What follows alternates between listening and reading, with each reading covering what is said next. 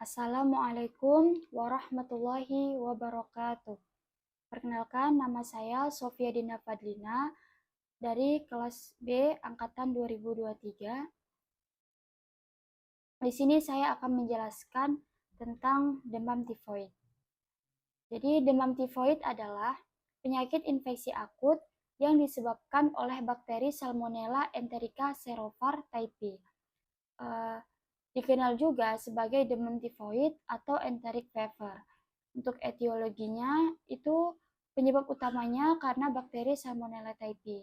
Sumber infeksinya bisa dari makanan atau air yang sudah terkontaminasi. Kemudian bisa juga kontak langsung dengan feses atau urin penderita. Faktor resiko, sanitasi buruk, pengolahan makanan yang tidak higienis, dan kehidupan di daerah endemis. Untuk tanda dan gejalanya, gejala umumnya biasanya demam tinggi, biasanya bertahap, kemudian sakit kepala, nyeri otot, dan kelelahan.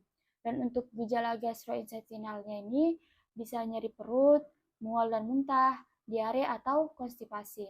Dan untuk gejala lainnya bisa ruam kulit atau raw spot, terlihat lemah, pucat, dan gangguan kesadaran pada kasus berat. Untuk patofisiologinya, bakteri Salmonella typhi masuk ke dalam tubuh melalui saluran pencernaan. Kemudian bakteri menginfeksi mukosa usus halus dan masuk ke dalam aliran darah bakteremia. Kemudian menyebar ke berbagai organ, misalnya kayak hati, limpa, tulang, dan ginjal.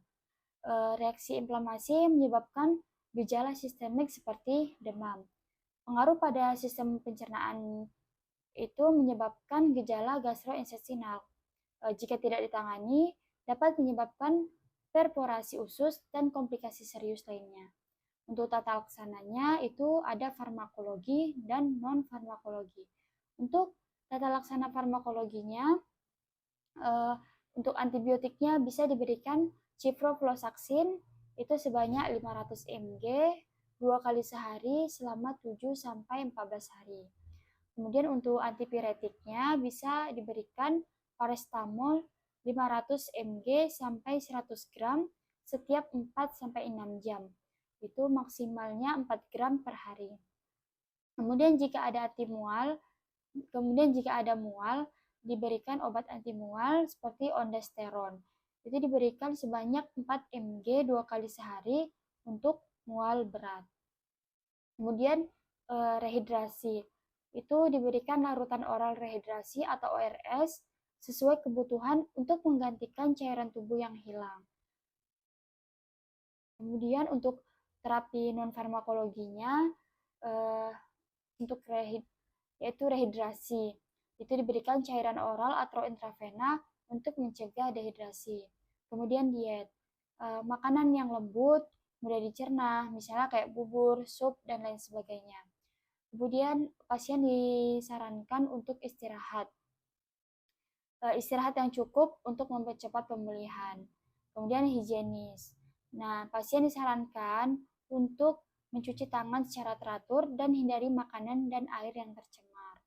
Kemudian untuk pemeriksaan fisik, itu ada infeksi di mana dijumpai ruam kulit atau raw spot. Kemudian pasien nampak kelelahan dan pucat.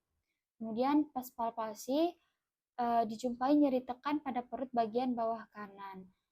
Mungkin itu tanda komplikasi. Kemudian auskultasi, suara perut bisa menurun pada beberapa kasus. Juga perhatikan tanda dehidrasi, mulut kering, kulit kering, atau penurunan turgor kulit. Kemudian untuk pemeriksaan penunjang, itu ada tes laboratorium seperti blood culture atau pemeriksaan darah. Kemudian ada Widal test, ada Tubex test, dan urinalisis dan tinja. Untuk pemeriksaan penunjang lainnya, kita bisa memeriksa tes fungsi hati dan ginjal. Kemudian ada juga ultrasonografi perut.